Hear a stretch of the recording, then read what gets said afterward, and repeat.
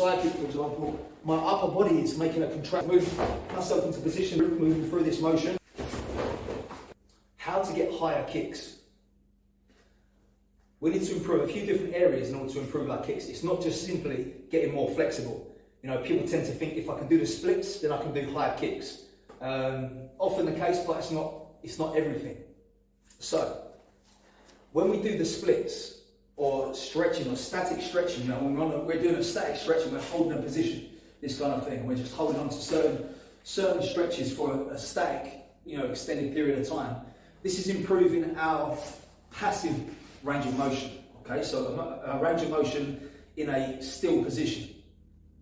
This is going to help, but it's going to be slightly less important than the next one I'm going to talk about, and that is active range of motion. This is the one we really need to improve our kicking mobility. Okay, so what active range of motion means is the range of motion that I can actively move through. So if I'm talking about how high I can lift my knee to the front, for example, you know, this would be what called my active range of motion. The motion I can actually pull my leg up to is active range of motion. Yeah, my passive range is slightly higher. I can pull that up higher.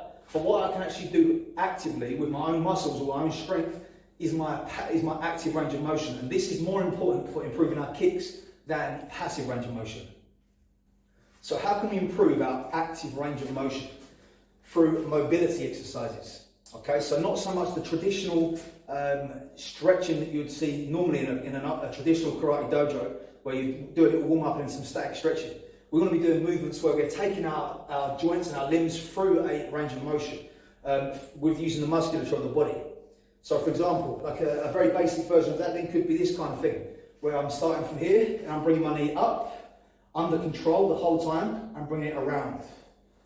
And then back in and down, this kind of work. This is actually improving my active range of motion because I'm controlling the limb through that movement.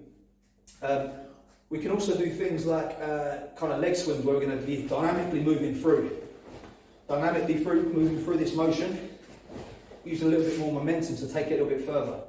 We can also use movements like almost like a Romanian deadlift kind of position. So from here I can cross my arms and I can send my hips back, so I'm lengthening the hamstrings through the movement, and then drawing back up again. So I'm lengthening the hamstrings through the motion, and then drawing back up, using the hamstrings to make that action, to make that movement.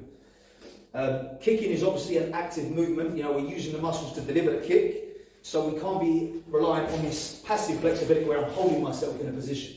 I need to be able to move myself into positions with my own, my own force, my own musculature.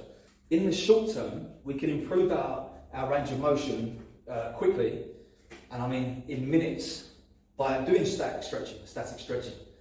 Because what creates that kind of tightness or stops you from going further is the central nervous system, that stretch reflex. Your body's trying to protect yourself, so when you're going into a stretch, the muscle will stop you from going any further. And we need to kind of deaden that reflex, or deaden that sensation, by allowing the muscle to relax in that position. So I could be down here, for example, just breathing into that, nice deep breaths and just relaxing, letting the muscle know that it's okay to be there at that length. After this, the muscle then have a little bit more range of motion before that kicks in. That reflex kicks in, which will allow us to extend the leg a little further maybe.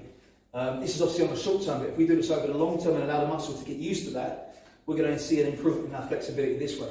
The next area is to think about our core, or our abdomen. The strength of our waist is important, or our lower back, our waist, our abdominals, because that is involved heavily in kicking. You know, when I'm doing a side kick, for example, my upper body is making a contraction this way with the obliques and stuff. So I must have a strong core in order to lift my leg up this way, because the leg is being lifted not only by the hip flexors, but by the abdomen as well. So having a strong musculature in the abdomen and around the body is going to help us with our kicks as well, because all the time our legs be lifted up by our body as well. So there's just a few ideas to think about when you're trying to improve your height of your kicks. It's not simply getting into the splits. You know, the splits are not as important as you think. You know, a lot of the questions I get is, how can I do the splits?